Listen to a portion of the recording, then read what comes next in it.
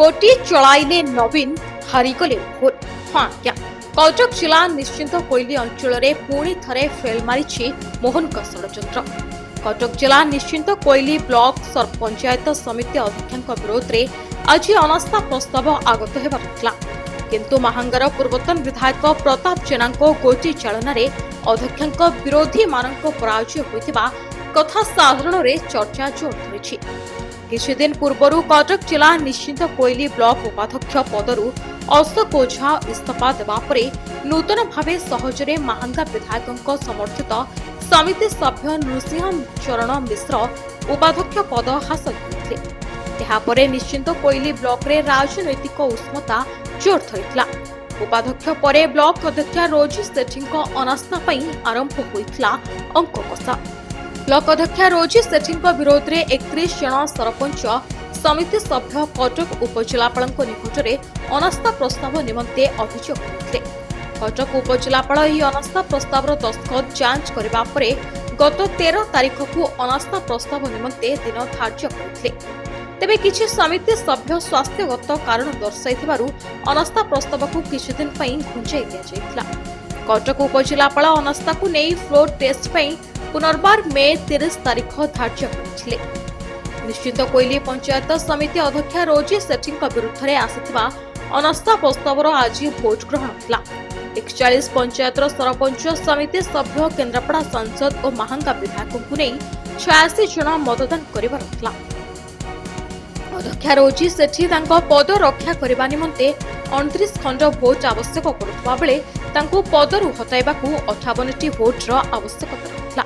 हेले आज मात्र 8 जन लोक प्रतिनिधि उपस्थित होते, तेणु उपयुक्त कोरम अभाव एही भोट ग्रहण बंद करागला बोली दायित्व रे थिबा तहसीलदार घोषणा करथिले। जो माने अनास्था प्रस्ताव मो विरुद्ध आनिथिले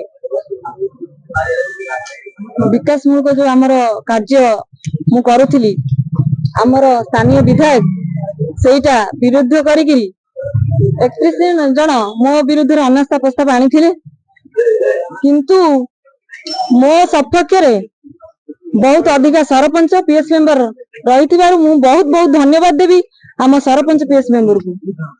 धर्मर सब बड़े जय जुगे जुगे भी जय हो। मो ना आरके विप्लव किशोर काब 24 नंबर जोन जिला परिषद सभ्य। कौन कहबे आज निश्चिंत ब्लॉक रे अनास्था प्रस्ताव जो थला कोन कहबे? संक्षेप रे कहबे आज कार्य रे जा जणा पड़छ धर्मर जुगे जुगे जय ताही धर्मर जुगे जुगे जय हेछि। आज भी धर्मर जय हला, किंतु विरोधी हतोत्साह होइकी वर्तमान ताकर संख्या देखाई पारि नाहंती।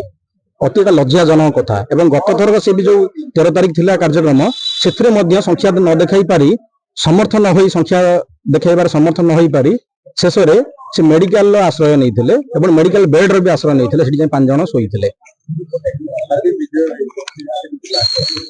निश्चिंत एटा हमर विजय होइनी, एटा निश्चिंत कोइल ब्लॉक बासिंगर विजय हेछि, एटा धर्मर विजय हेछि। निश्चिंत पड़ियो 100% पड़ियो। लोक माइंड मेकअप करिसेंती एवं कहउचंती छक बजार गली कंदी रे आपण जोडी पचारिबे आपण भी तदंत करंतु कि आपण इंक्वायरी करंतु बूम नै जानतु। समस्त कहउचंती एथरा भूल हे गेला महांगारे बड्ड भूल हे जाइछि लोक कहउचंती। मो ना विनोद कुमार सामल पूर्वतन जिला परिषद सभ्य निश्चिंत कोइल 24 नंबर जोन एवं कटक जिला युवा विभाग वाइस प्रेसिडेंट।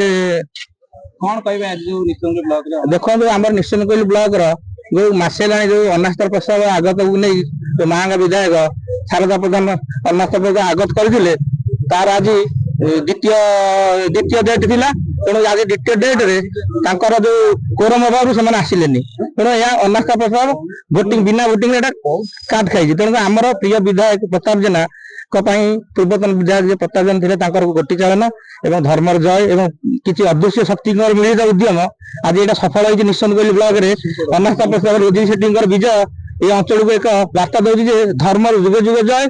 भविष्य में यहाँ आगामी पंचायत निर्वाचन आर फल माननीय विधायक जी अच्छा शारदा प्रधान निश्चित भोगिया पड़ो।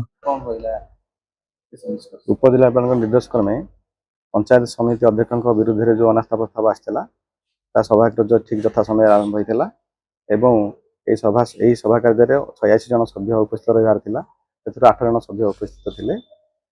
तेणु सभा कार्य आवश्यक 2/3 सभ्य न रहा जो सभा कार्य अग्रसर आगू हो पारा ना। कटक जिला निश्चित कोइलरू आदित्य नारायण षडंगीଙ୍କ रिपोर्ट ब्यूरो न्यूज।